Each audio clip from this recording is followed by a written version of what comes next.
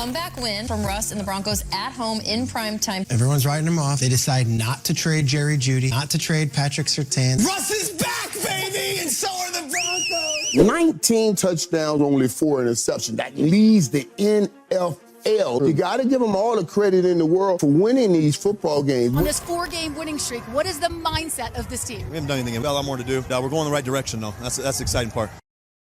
One win at home against Green Bay, they said it was nothing special. Another one at home against KC, well, you caught Patrick Mahomes on a bad day. A third one in Buffalo, and all you heard was 12 men on the field. And guys, I mean, at this point, I don't give a shit anymore, because the Denver Broncos have the longest win streak in the NFL. They're practically must-see TV at this point, and contrary to popular belief, it feels like it's anything but a lucky coincidence. In fact, when you dive just a little deeper into it, I would argue that out of everything we've seen from this team on both sides of the field over these last couple of weeks, I mean, just like the title says, you just can't make this stuff up, man.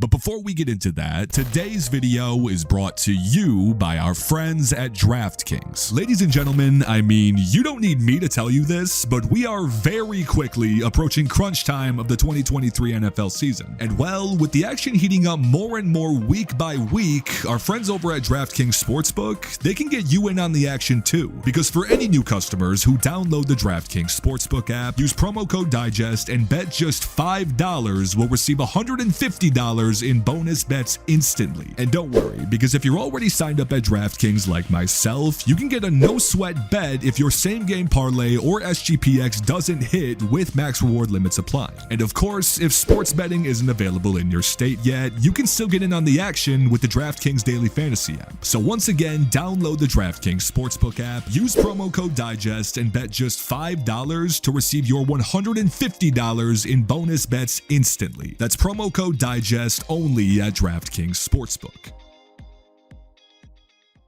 Okay, so to get back on topic with the Denver Broncos, when you're talking about one of the more miraculous and rather absurd midseason turnarounds that I'd be willing to bet absolutely nobody predicted a few weeks back when this team was getting 70 dropped on their head, well, of course, besides the legend himself, Adam Rank, that is, it feels like while sure, people are definitely recognizing what they're doing, they're not necessarily looking at the bigger picture with this team. And it's pretty funny when you look at it, because on one side of things, you see this defense getting praised more than any part of this team, even while quite literally being both the worst and the best at the exact same time, which is probably stressing out Broncos fans more than words could do it justice. But if you want to shift that conversation over to the offensive side of the ball, it's definitely a completely different story.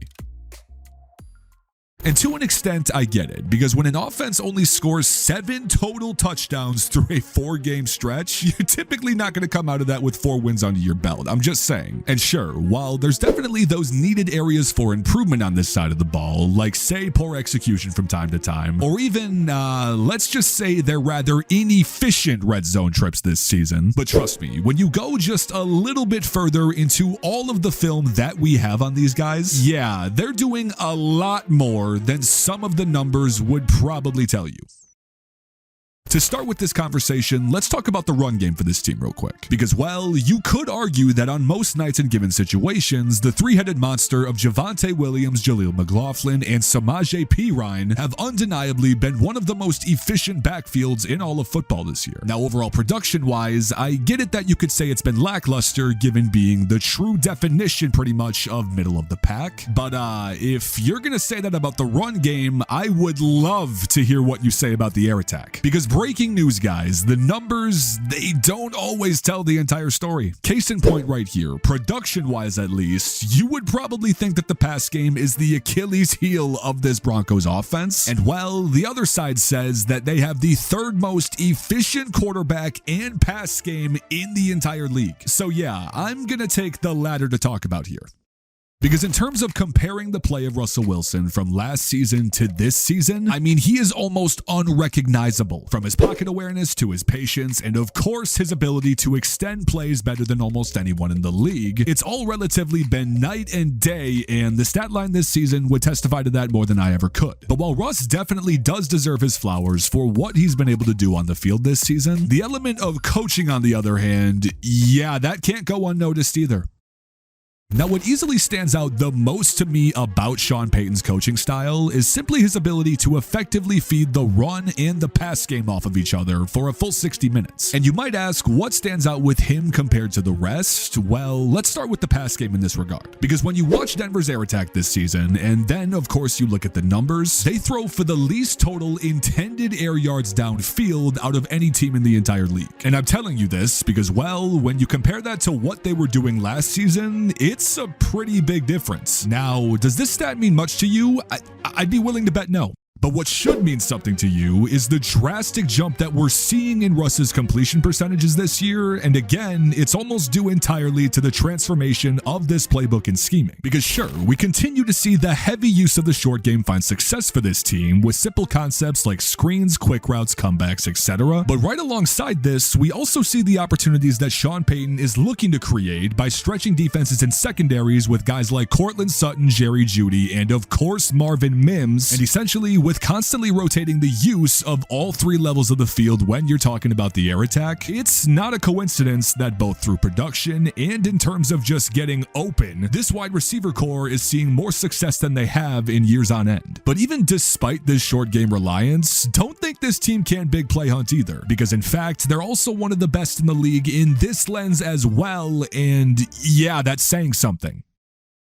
But another huge factor in all of this that really seems to get overlooked is the simple ability of Shawn Payton to continue to build an offense that plays to Russell Wilson's strengths. For example, again, as we all know that Russell Wilson loves to extend plays any chance that he has, it shouldn't be a secret that he does have the highest average pocket time per dropback in all of football. And because of this, you see Shawn Payton creating a playbook and scheme around that ability. I mean, the clear use of extended route development with all of his wide receivers would be one of the biggest tells to this. But if you want the biggest one, it's got to be the fact that we're seeing the heaviest use of running backs incorporated into the air attack in all of football with this team. Like, obviously, it's not rocket science. You have wide receivers that are continuing to prove to teams that they can be deep ball threats. You have a quarterback that can avoid sacks almost better than anyone in the league. And well, when simple concepts such as flat targets, wheel routes, etc. are leading to 3 of your top 6 receivers on the roster being running backs. And guys, I get it. While this offense doesn't seem like it's the prettiest, and it sure as hell isn't the flashiest, whether you're talking about Russ, Shawn, the offense, the defense, anywhere you want to look, obvious issues and flaws aside, I mean, there is a reason that nobody has beat this team in